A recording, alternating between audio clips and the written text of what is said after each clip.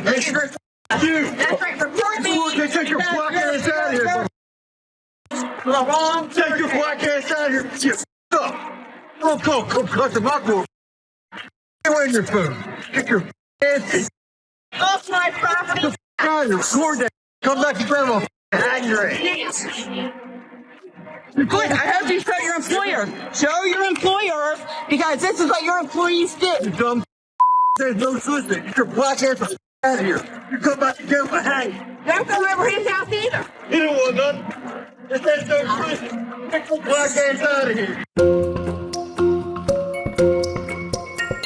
Yeah. You see, I specialize in this right here. Put it up for a mass. Racist, Karen couple threaten a black project manager. They called him racial slurs, told him not to bring his black, you know what, around here. When you made it racial, sir, ma'am, you guaranteed a spot right here on this program. Atlanta Black started a great job reporting. A black Florida man says he is afraid to return to work after a white male threatened to hang him during a racist tirade. Project manager, Mr. Antavis Johnson, said he was, quote, just doing his job. This week when he knocked on the couple's door near Orlando, Florida, where he was chased and taunted with racial slurs and violent threats. We have the video. He was doing door-to-door knocking, and he was giving residents handouts about the upcoming utility upgrades in the neighborhood he would be overseeing. But when he knocked on his last door for the day, the last door, he was met with displeasure. Quote, the wife opened it, and I could tell immediately she was upset. I politely said, I'm so sorry if this isn't a good time, Johnson recalled. Johnson said the woman called her husband, who came running out of the house and demanded that he leave the property. Before I could even step off the porch, he started screaming the N-word at me, yelling, get off my property. Get out my neighborhood, said Johnson, who recorded the confrontation.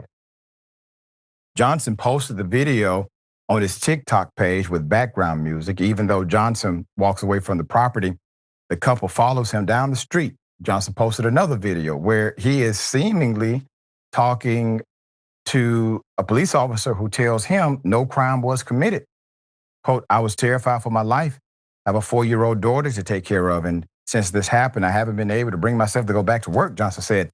That fear lives in me now. I never imagined I would be threatened and attacked with hate for just doing my job. Put up the picture full mass of the couple, if we have that one.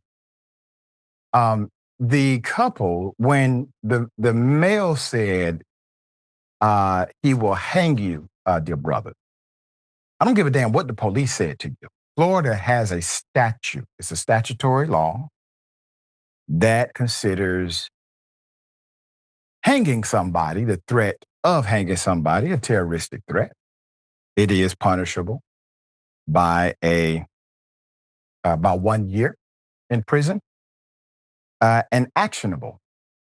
So while the police officer may not have done the right thing here and truly investigated the depth of what criminality has taken place, I encourage you to either A, file with the local clerk's office or sheriff's department, typically both have jurisdictional authority here, that this threat was made, it was specific, it was toward you, and it's actionable, okay? Meaning they technically can pull it out, all right? They can actually do it.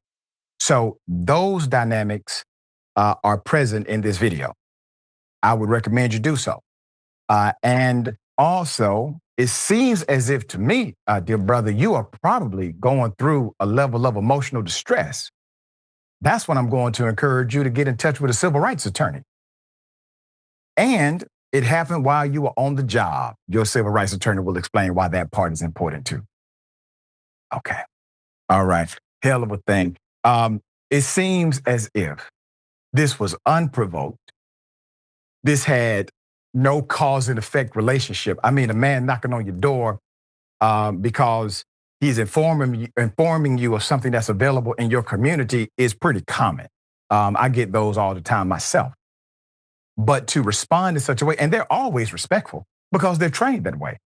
I don't think this guy got to his last house and all of a sudden did something that was just abhorrent that caused this kind of reaction. And even if this is a cause and effect, which I do not believe it is, going racist is not in the realm of decency or respect. And contrary to popular belief, to the couple that is not your neighborhood, this is not your state, it is not your country. We are all free here. All right? Okay, dear brother, thoughts? Yeah, that's excellent advice you gave, I think. This whole video, it's whenever I watch these videos, I try to do like an internal census and go, okay, what about this one in particular, besides just the abject racism, is getting to me? And one of it is just this almost like spring-loaded nature that these guys, this couple had. And it's like they were just waiting in their home. And, this guy was unfortunate enough to choose that house. I'm glad it was at the end of the day. I do think he was very likely traumatized in some way by it. But the fact that these people, they are like, it's like sleeper cells. I mean, not to use too grandiose a language, but they become activated at the drop of a hat and they see threats where there are none constantly. And it ends up that it victimizes people. So I think this is incredibly sad. I think these two people clearly deserve each other. But the fact that these are people that are just in their homes all the time, just seething with anger, speaks to a very, very deep problem in this country. Yeah. And we'll bring you updates as they come. I hope somebody loves you all to do an intervention at some point. You definitely need it. Okay.